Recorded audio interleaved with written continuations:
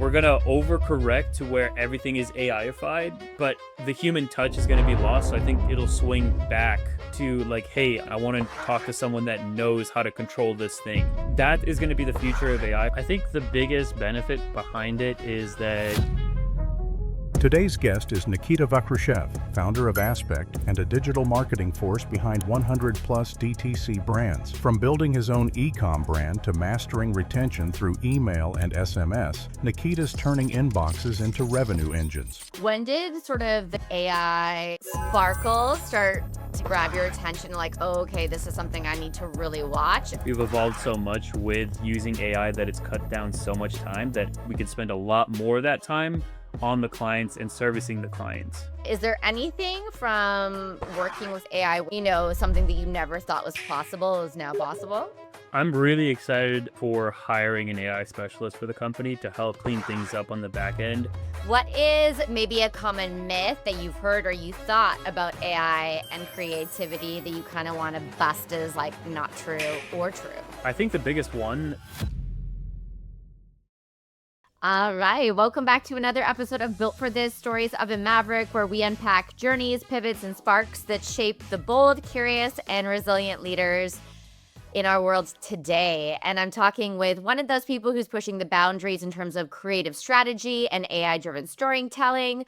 Nikita is the founder of Aspekt, where he blends strategy, creative direction, and AI to help brands come alive. From prototyping at warp speed with ChatGPT and Runaway to launching campaigns that resonate, Nikita's work sits at the intersection of imagination and impact. And today we're going to kind of jump into how he uses AI from both a tool and a muse perspective, and how he leads teams into new creative territories. And we'll kind of jump into what it means in terms of the humans in the world trying to keep up with the accelerating pace of AI and tech and all those fun things. So let's get into it. Thanks for being here. Yeah, excited to chat about all things AI, email, agency, running a business, etc. Thanks for having me on, Jenna. Yeah, you bet. Well, I kind of always love to start off to kind of where it started. So I'd love to kind of understand a little bit more how this agency came to be where you're at today. Yeah, it all started in high school, funny enough. I started with being in a print media club, which is a club where you can like design in Photoshop, Illustrator, InDesign, and create your own kind of like physical assets. So for me, it was t-shirts and stickers. So I really liked kind of expressing myself through like funny t-shirts and stickers and whatnot. And that escalated into me then selling t-shirts and stickers to my classmates. And that was like my first little taste of entrepreneurship, if you want to call it that. Then about a few years later, when I was in college, I stumbled across a Reddit post that brought up how you can make money online by selling t-shirts without having to do the fulfillment. Because I love the design side of things, but the fulfillment takes a lot of time. So that's when I got into print on demand drop shipping. And that was around 2016, 2017 when that was starting to take off. So I'm like, okay, cool. I had no idea. Set up a Shopify store, set up an Amazon seller account, and then just put up all of my designs. And within the first day, I got a sale. And it was like, ooh, I made $20 without lifting a finger. Or to me, at least, it didn't feel like lifting a finger. Yeah. Being in retail as a college kid where like you have to go in, clock in and all that. So after that, I started to develop the store even further. And it came across a couple of YouTube videos on how to run like SEO, how to do email marketing, how to do Google ads, Facebook ads, conversion rate optimization. And then that kind of sparked the idea of starting an agency in a weird way. I was still running the store and I was still trying to grow it. But when the peak hit and there was a lot more competition and Amazon isn't the best at protecting your listings. So like Chinese like sellers would come in and underprice me and then my sales would go down. So then after that, I started to offer my services to like friends, family, any potential like people that I came across that needed help. And then that spiraled into me then charging for my services. And that kind of like grew at a natural organic pace of like more people like referred me over. I would help them with like their Facebook pixel or setting up ads or setting up creatives or setting up their Google ads account or sending out emails for them. And slowly and steady, I built up a nice client base. And then 2020 kind of accelerated that because everyone started to go online. I learned a lot during that year, not only from like a mental fortitude perspective, but also from a perspective of marketing, because I started to handle a lot bigger accounts, more corporate accounts, which then led me to start hiring and offloading my work. Around 2021, 2022 is when I realized I was getting burnt out. My team was getting burnt out from handling all the different types of services that we offered. And we're like, okay, cool. Like, what is the service that clients stick for the longest, and the service that we provide the best quality, and the one that's easiest to pivot into? And email marketing was one of those services. And that's when we were like, okay, cool. Like, it only makes sense. I kind of didn't know what was going to happen after pivoting, but it was one of those things where like I'm glad I did it, because now we know email marketing inside and out like the back of our hands. We're really good at it. We fulfill on all of our clients, and we grow all of our clients. So we have a really, really high success rate, really high retention rate. And yeah, just haven't looked back since. Yeah. And I'm curious, were you going to school for anything that was remotely aligned with what you were starting to do as kind of your side hustle initially? No, not at all. I was going into college. Like, I was in a community college because it was like, okay, I'll take 2 years here and then go to a university. I was studying to be a mechanical engineer, Okay. and nothing to do with email marketing or marketing in general, or running your own business. Yeah. And halfway through the first year, I'm like, yeah, if I'm making money online, like, do I really need to continue? And I had a couple of tough conversations with my parents, and I made the jump. Yeah. Yeah, I'm always curious because I think sometimes people get caught up, and so I have to finish this thing because this is what I set out to do. And that kind of both things could be true. You could be going to school for one thing but have an interest in something else. And then outside of that, in terms of kind of that spark to be curious and learn and try things, and like you mentioned, like, oh, I watched a YouTube video on SEO and then I started testing this. Did you kind of always grow up quite curious, or did you have kind of entrepreneurial parents where you started to kind of I guess, see that around you, where that just seems kind of second nature to do that? Because for a lot of people, that just doesn't kind of maybe come as naturally in a way. I think it came from my upbringing. So I'm not a U.S. Well, I am a U.S. citizen now, but I'm not originally from the U.S. I came from Uzbekistan, which is like South Central Asia next to Kazakhstan. It's one of the stands. But I came from there, and I moved here when I was 8. And my parents have been like, they're consistent hard workers. So I got that work ethic from them. And I wouldn't see my parents until like 5 or 6, maybe sometimes even 7 p.m. So in that in between time from coming home from school at like 3 to like 6 or 7, I had to like figure things out on my own. So I think that is what built me up to be the person that I am today, of like, okay, I want to play a video game. How do I figure this out? Or like, how do I do this thing? How do I cook for myself? Obviously, my parents are supportive. They're not like, hey, fend for yourself. But it came down to like me being very curious and very problem solving, because I wanted to do a certain thing and I could just figure out and do it. So when it came to running a business, it came naturally of like, ooh, I want to do this thing. And then I'd research all about it and spend like a few hours in a rabbit hole of like a specific topic. Or if something needed to be solved, like it would be very natural for me to just problem solve and troubleshoot a certain thing. So I think that's what led me to have, I guess, the skill set that I have now of just running a business. Yeah, and I always think it's such an important thing to have. I mean, I have very much that similar kind of like, I'll call it like resilience of like, hey, I might not know how to solve this problem, but I'm going to figure out how. And just even asking questions, or, now it's in such a different age where ChatGPT is going to basically tell you everything you wanted to know versus like multiple layers of Google searches and pulling different pieces and trying to problem solve. But that critical thinking in order to kind of figure it out and ask better and better questions, I think naturally also segues in being able to ask Chat GPT way better questions to kind of get in the information that you want. And so in terms of kind of hitting that point, what maybe either like team size or sort of revenue size did you start to decide, say like, hey, I actually don't think I need to finish school. I think I'm just going to go like all in on this. Honestly, it came down to, I think my peak month when with that drop shipping store was around like $10,000 a month, and I was clearing about 2 to 3 thousand a month, like profit or net profit after everything. So I'm like, I'm making way more money than I did ever making in retail, where like every other check would be like $200 or $300, and Yeah. I'd be working at like 10 bucks an hour. And Yeah. I'm like, I'm making more money by just doing the things that I really like doing. So it made sense for me to transition out. Now, granted, it's a business, so you kind of have to take care of it like a baby. You can't Yeah. just be like, okay, cool, let me quit and then write on this. Which I think that was like the first mistake I made was being like, okay, cool, everything's set up. I'm just gonna let this run. And then competition Yeah. came in, and it's like, well, okay, I have to figure things out and problem solve. So, Yeah. um, I think, yeah, once I hit that stage of like 10K a month, and that was around the time where like summer school was going to start, and I'm like, yeah, I'm gonna do summer school, and then I didn't. Yeah. And then I just didn't do it. And yeah, that led to some tough conversations with my parents and a little bit of strife. But looking back, like I understand where they were coming from of like, you have no idea what you're doing. Like, do you really want to do this? Like, you got to take a safe path. Like, we risked everything to come here. And now you're going to be like messing around with this like online business. But um, a lot of things changed in that perspective when this was years later that like when I pulled up to my parents' house in like a Mercedes and they're like, oh, okay, cool. Like this is a real business and like you're doing Yeah. You've things. afforded a nice car. Okay, we Yep. might reconsider. Yep. Yep.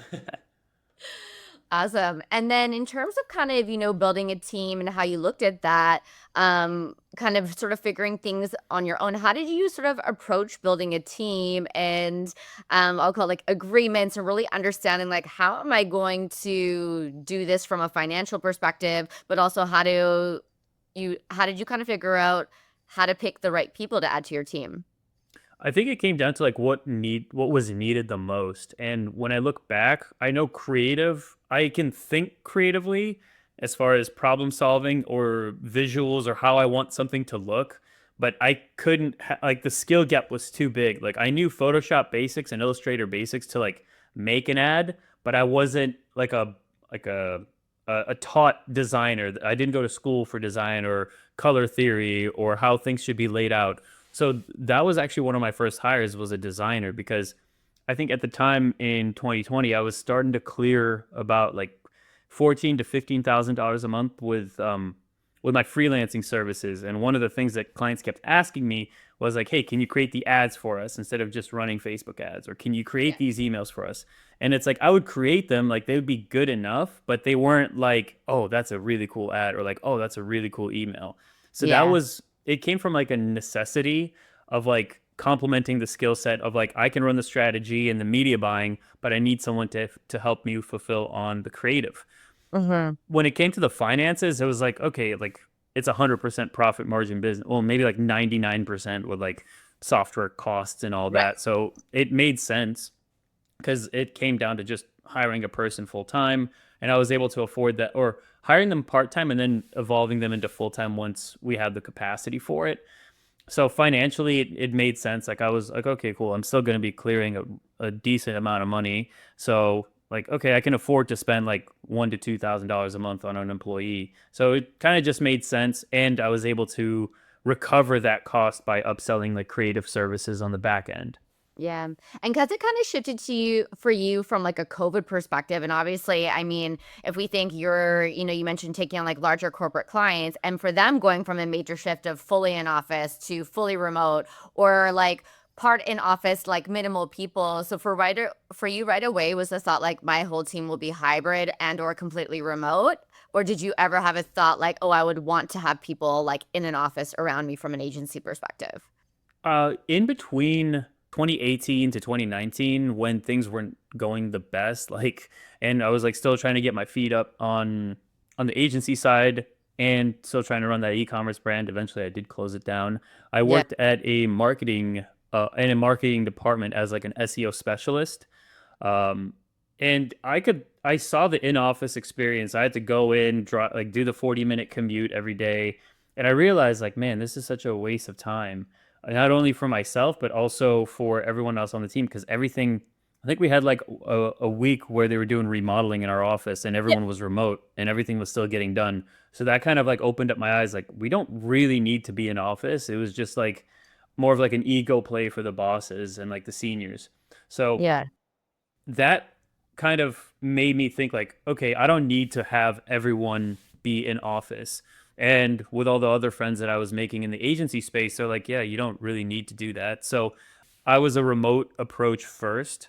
So when I did end up hiring, I didn't care about oh, I need someone to be in like the Chicago area for me, which is where I lived at the time. Yeah. Because like then instead of having to hire someone for 2K a month, now I had to hire them 2K a month. They had to be in the area. I had to also rent out an office, and I don't even know how like office leases work. Like even to this day, like I genuinely don't know because I Yeah. never had to go through that. So it's like, okay, let me just half my expenses or half my profit margins just because I want to see the person directly in front of me working when I know they're going to be doing work. Plus, it also opened up the talent pool to worldwide and nationwide. So if I needed someone skillful, which is what I look for most, is the person that's going to get the job done the fastest and the highest quality, I can find someone in Washington. I can find someone in West Virginia or Minnesota. It doesn't matter as long as like timelines and like, or not timeline, time zones lined up and they were getting the job done. Yeah, I think that's such an interesting spot too, to not have kind of that prior experience of like, an office is just what you had to have. And when I decided to go out on my own, it was right before COVID hit. And I was like, well, maybe one day, or like, I'm not sure. And now I'm like, absolutely not. I can go into a client's office if they need me to pop in.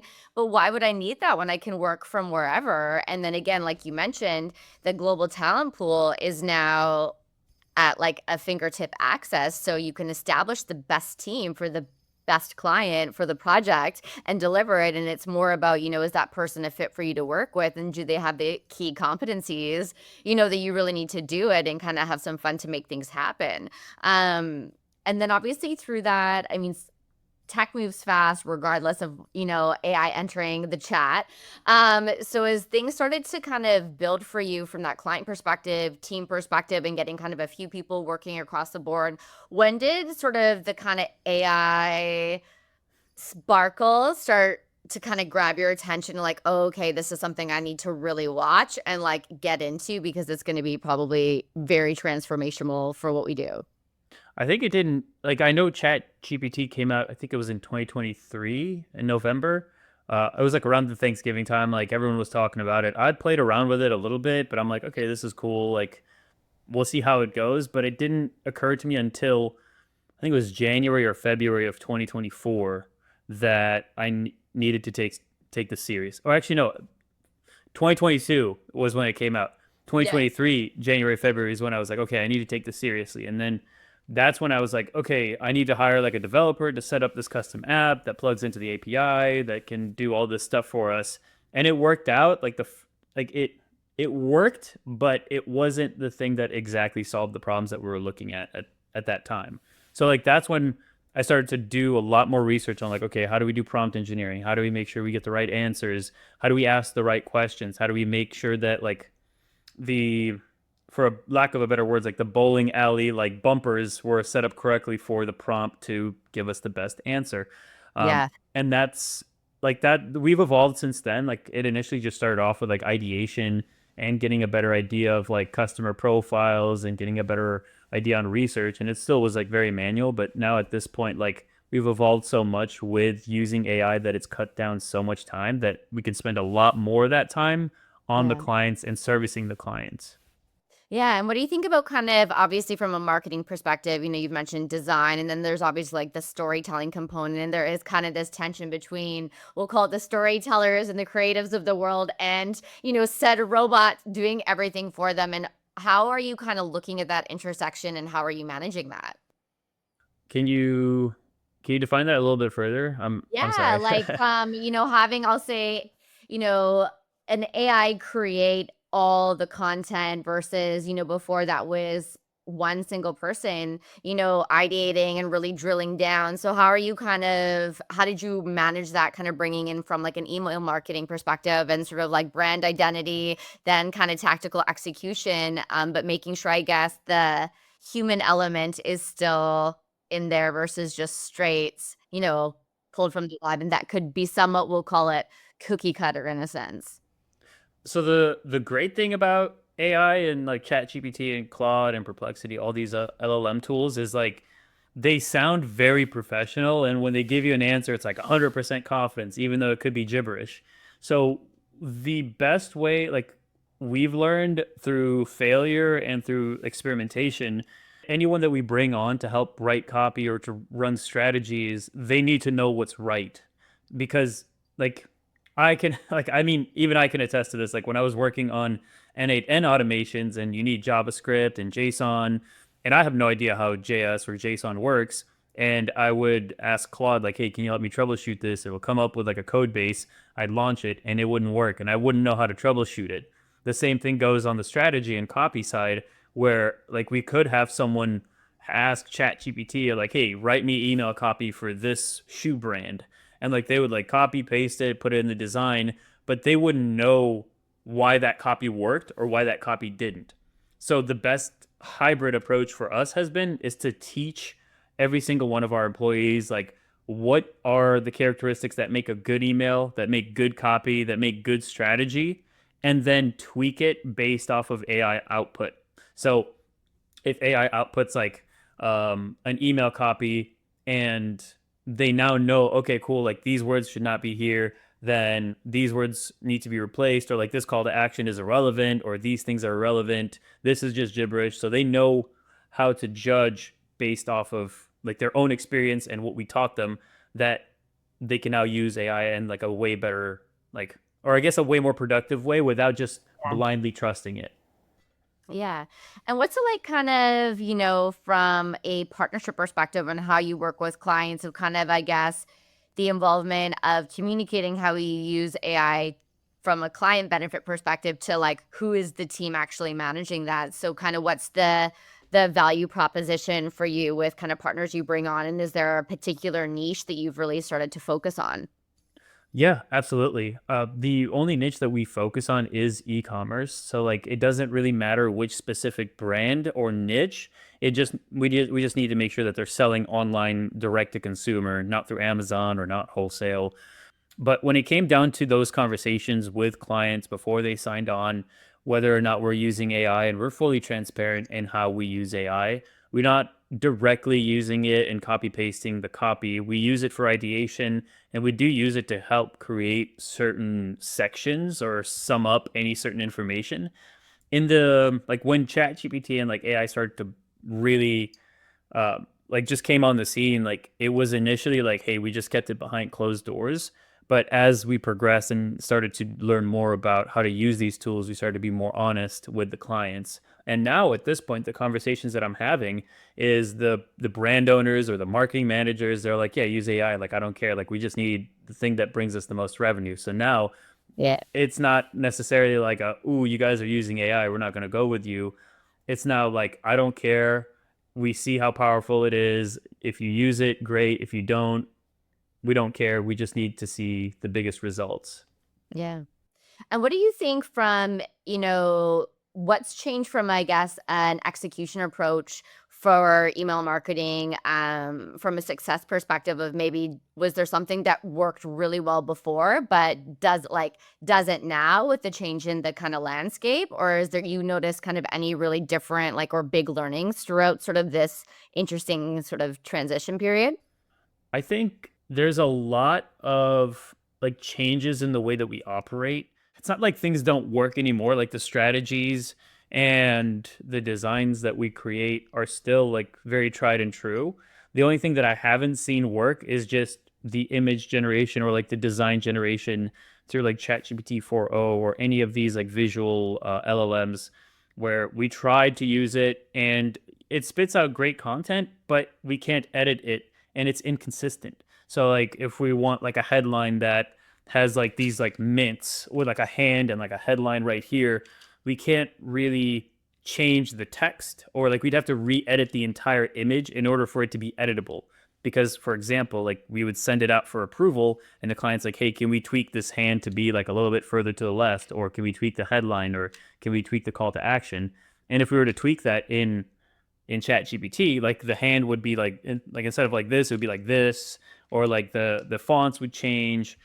So it's those challenges that are still keeping us in business in a weird way, because like we're not like AI is not able to replicate the design in an editable format that now like we have the advantage on. Right.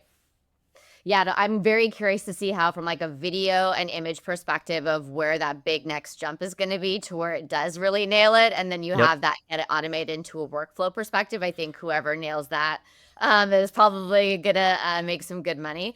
But, from an email marketing perspective, and I think for a lot of businesses, there's a lot of people who think about it. Some try it on their own. People work with agencies and, have good or bad experiences. Usually I find it's never like, oh, it was okay. It's either like great or, oh my gosh, it was awful and we paid all this money and it didn't work out. So kind of from your perspective, what actually makes email marketing a valuable tactic and what makes it work versus email campaigns that just draw zero results?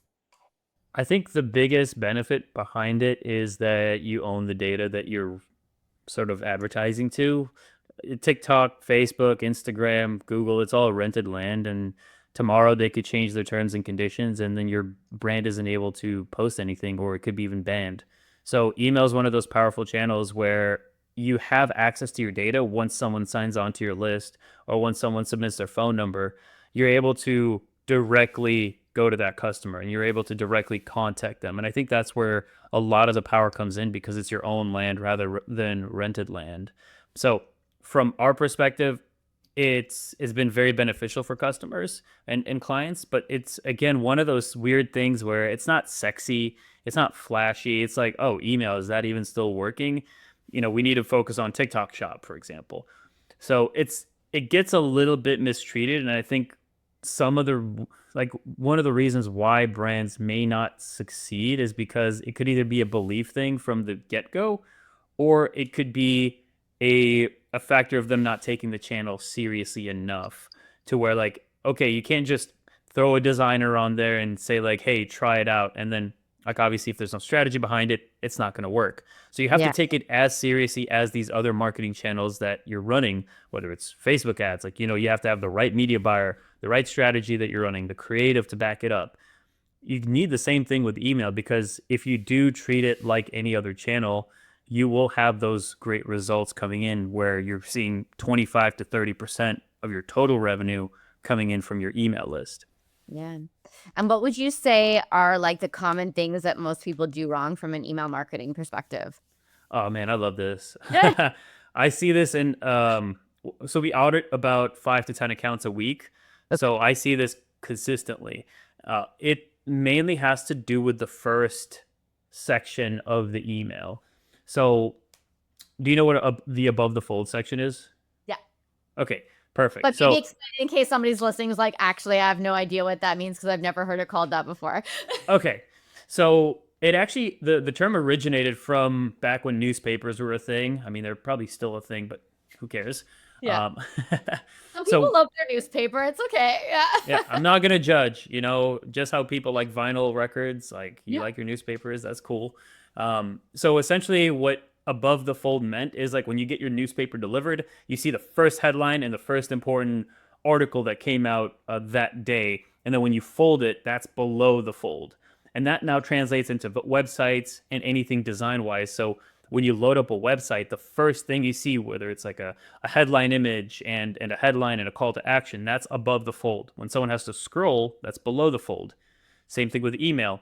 The above the fold section gets less, like, I see it get less priority, or at least not as, it's not as optimized as it should be, where people or brands think like, oh, we need to be brand heavy, so they put up a big image and that's it. So you have to scroll all the way down to see a headline, a call to action, or any sort of explanation about that image. So we see that has been like the biggest downfall of email performance, because put yourself in the customer's shoe. If you send out this email and there's like a big photo of like the Stanley mug, for example, it's like, okay, what is that? And that's just going to confuse the person. And when the person's confused, they're going to back out and not care about what you sent. So what we try to do is we try to optimize that above the fold section to have all of the most important information about that email. So the subject line gets the open, and then the above the fold section actually converts based on what the subject line talked about. So it's like, hey, we're releasing new blue Stanleys this week. The above the fold section should have a call to action that says like, get your blue Stanley, with Yeah. a blue Stanley image and a headline of like, we're celebrating Blue Week or something like that, and get your blue Stanley with a button below it. So like, Yeah. that's where I see the biggest mistake, that like just on a weekly basis constantly. Yeah. And I'm curious from your perspective too on frequency. Because that comes up a lot, even from like a social media posting perspective. And then newsletters, like I've heard a lot of different schools of thought on how many times you should be kind of hitting your customer, client, whatever that is. Sort of what is your kind of thoughts on that? It purely depends on how big your list is, Yeah. because once you start email marketing and you have like a small list of like 1,000 to 5,000 people, I would recommend doing once a week, or even not. It could not even be once a week. Like, do as much as you can, but try to be as consistent as possible with it, whether it's once a month or once every other week or once a week. That is a good cadence because you want to stay top of mind with your customers. If you're staying top of mind, they're more likely to remember who you are and purchase from you. You're just kind of you're using free impressions, whereas you would pay for impressions on Facebook, Meta, and Google. You get free impressions through email. But once you start to grow your list, that's when you can start to segment that list into different buckets of people. So it could be people that have bought, people that are on the fence, people that have bought a specific product, but they would benefit from getting this complementary product. So Yeah. once you get into the range of like 10 to 20 and anything above that, that's when you can start to push 2 sends a week and sometimes even 3 sends a week. So it just depends on which level you're at and how big that audience is. Because if you segment your audience when you have like 1,000 contacts, it's not really going to do as much as when you have 10 or 20 or 30,000 contacts. Yeah. Yeah, no, that makes a lot of sense. I was kind of curious from your thoughts. Yeah, like when, from the small to when it starts to grow, because there's nothing worse than these people say, oh my goodness, I keep getting all these emails from them. And like you're on their mind, but also in kind of a negative way, not necessarily like a Right. positive way. So trying to kind of find that balance, that makes a lot of sense. And in terms of kind of, team curiosity, obviously, you realize you naturally had that curiosity and want to dig in and problem solve. From a remote team perspective, sort of how do you kind of foster that within a team dynamic and kind of encourage that like iteration and testing with sort of new tools and new ways to kind of go about things, almost launching every week basically for all these new platforms as they grow and learn? I think it came down to having the core principles that I personally live by be an extension of myself through the company. So, like for me, I'm as a person, very brutally honest. I take a lot of accountability. I'm very vulnerable. I'm very honest, and I admit my mistakes and failures. So, having the leadership of the business have those kinds of core principles really helps the rest of the business kind of like take on that core philosophy. So for us, it's like I don't care if you fail. I just want to make sure that you're learning from it. And when I come in and I'm like, "Hey, I tested this thing, it failed. Here's why it failed. Here's why I think we need to do better." Everyone else in the company is like, "Okay, cool. Like he's not a prick where everything he does is correct." And I can admit my mistakes without getting judged. And opening up that, like, I guess opening up the vulnerability and opening up the discussion of like, I'm here for the truth and I don't care about like everything that I'm talking to you about is just having to do with getting the right results or having the truth behind those results versus like, you did this wrong, you set this up, and like making it personal. It's not about you, it's about the actual task that you're doing or how you're doing it. And making sure that there's an environment for that is where we see a lot of, I guess, iteration on the testing, on the business, and like the culture side, where you kind of there's no like a right or wrong answer. It just comes down to how you show up for other people in your business and how you express that. Like it's not about mistakes; it's about learning from those mistakes. Yeah. And I'm curious, obviously being present and then creating an element of safety within a culture for people to say, hey, I messed up, and then not feel like they're going to get fired or there's going to be massive repercussions for making that kind of error and learning from it. Was that something that was always very intentional for you from the get-go? Was that something you had to learn, or did you read something or experience something that were like, this has to kind of be something I really, really work on establishing to make sure, that culture gets set up in that way? I don't think there was a specific like piece of media or a specific like book or anything like it may have been a book. I don't know. There was a time in my life where I read like a book a week. So maybe it's something I picked up from that.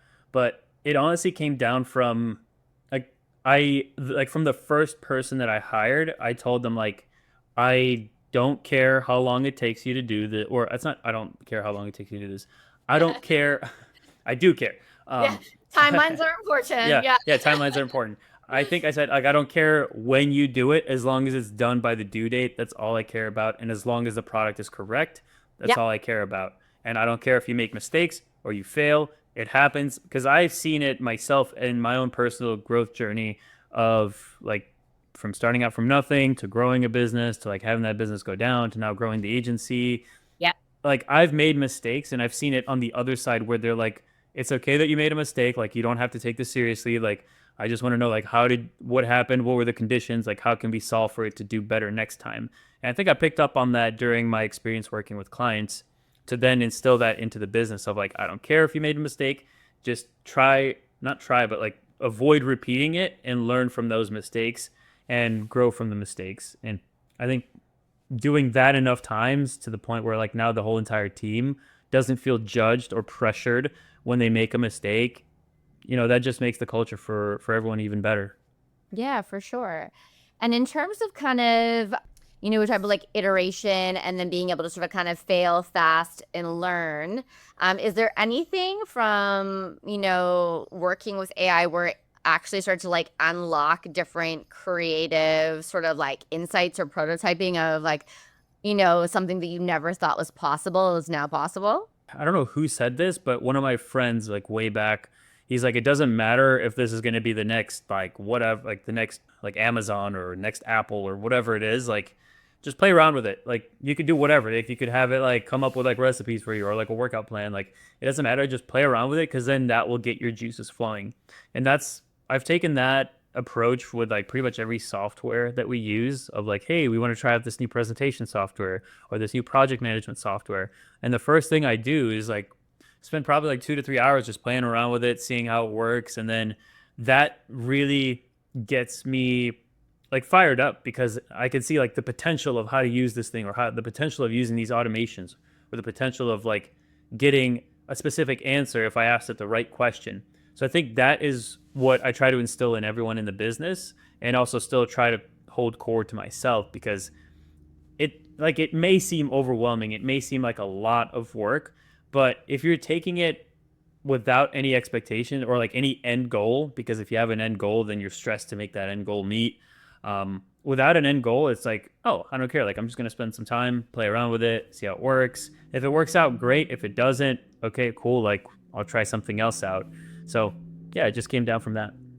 Yeah, I think that's really important. I was at a session not too long ago for a conference, and it was like the seriousness of play in business. And I think when you let go of that, it has to have an outcome, as you mentioned, or like it's got to work. Otherwise, all these things are going to fail. If you just start to have fun and play with things, it's like those transition moments when you're not focused on like the task at hand, your brain starts to like unlock and like, oh, this could be interesting. And you might go down a total different rabbit hole. Like, as you mentioned, like diet planner, how would I do this? Then you're like, wait a second, I think this could like translate into something different. I think so often people get so tunnel vision that they just forget to sometimes just have fun and like play with the new tech at hand and not worry about that it's going to take their job at any given moment. Yeah. Yeah, I think it just came from like I don't know, your inner child of like, oh, like you got a new toy, like let me play around with it, see how it works. And like now we're working now our toys are just like different LLMs that we can use for creative solutions. And Yeah. like even with like ChatGPT, I have it like answer like have it walk through personal issues I may have or like anything that may have happened. Like I had to troubleshoot like a brake issue with my car the other day and it's like, Yeah. oh, I didn't even think about that. So it's just I don't know, like using it as like okay, cool, like let's see what happens type tool. Yeah, I love that. And then sort of kind of, how do you, as you sort of look forward in terms of aspect, kind of what comes next, how this is going to grow and impact your business in new ways? Do you kind of have a vision for sort of what you see upcoming and the vision of your agency? I think the agency model is going to go away, or at least the sense of like a traditional agency model is going away in the sense where you're not going to be hired to do a specific task because the AI is going to replace the task that you're doing. So, in a way, we're going to become more so data aggregators and data centers. So, in that sense, instead of hiring us to do the email designs, we're going to be hired as strategists to run the email channel, because whatever LLM comes around to create the designs and to create to push the actual buttons within an account, we're more so going to be collecting the data from best performing accounts. And when you're picking an agency, or I guess an agency in that sense, you're going to be picking the company that has the most data and the most reliable data to work off of to run the strategy for your business. And what do you think from like a trend perspective of kind of, the contact, like interactive parts, going from like changing it from more like a human first sort of AI lens? Do you see kind of anything that is not quite the mainstream right now, but very much will be from, I guess, a customer perspective? I guess like the best thing I could, or the best example that I could come up with, or like an analogy is, how like 10 years ago cars had buttons and now everything's a touchscreen. And now Yeah. everyone's like, why is everything a touchscreen? I want my buttons back. Yeah. It's going to be the same thing with, like, we're going to overcorrect to where everything is AIified, if that's Yeah. even a word. But We'll make it where, one. yeah, exactly. So if everything is like supported by AI and like you're talking to an AI agent, like for me, I love calling some like company up if I have an issue and getting immediately a hold of like a customer A service human. rep. Yeah. Yeah, a human, instead of like saying like, yes, I have a problem. Yeah. Press No, like, one. Now press two. yeah. So I think we're gonna, like, the pendulum would swing that way, where everything is going to be AI powered and you're gonna be talking to AI agents, but Yeah. the human touch is gonna be lost. So I think it'll swing back to like I want to talk to a person. I want to talk to someone that knows how to control this thing. Yeah. So I think that is gonna be the future of AI, where like we're gonna go really far into one side, and then everyone's like, why are we doing, like, this sucks? Like, sometimes like it could get things right, but it could also get things wrong, probably more wrong than right. And then Yeah. it'll swing back to that personal touch and the human touch, because everyone's like, I'm tired of talking to AI bots. I want to talk to an actual person now.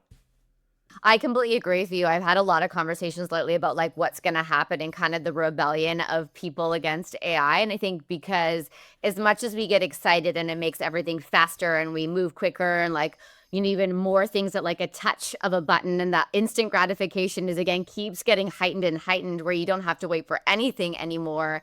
Yeah, when it becomes so robotic, and I think people will get more isolated and lonely in a lot of ways, that even maybe what you would have liked a somewhat robotic experience where you're like, I just actually want human connection to help me through this because I want to feel like they understand my pain, or I want to talk to them about that. And I think it's going to be interesting when that kind of big rupture will happen, whether it's like 10 years from now, sooner, I don't know, but it's going to be pretty wild. Is there anything, for you right now that has you like super excited that you're going to be able to adopt next? I'm really excited for hiring an AI specialist for the company to help clean things up on the back end. I tried, man, Lord knows I tried on the like, but there's such a big skill gap between what I know and how N8N works, or how Make works. Like, I can set up an automation. Yeah, it'll take me half a day to do it, but like for that half a day, I could have gotten another client. So like in that same time frame, like I could just have someone like hired out that knows how to live, breathe, and set everything up like on the AI side, that I don't have to worry about. And it's like that's their zone of genius. My zone of genius is getting new business.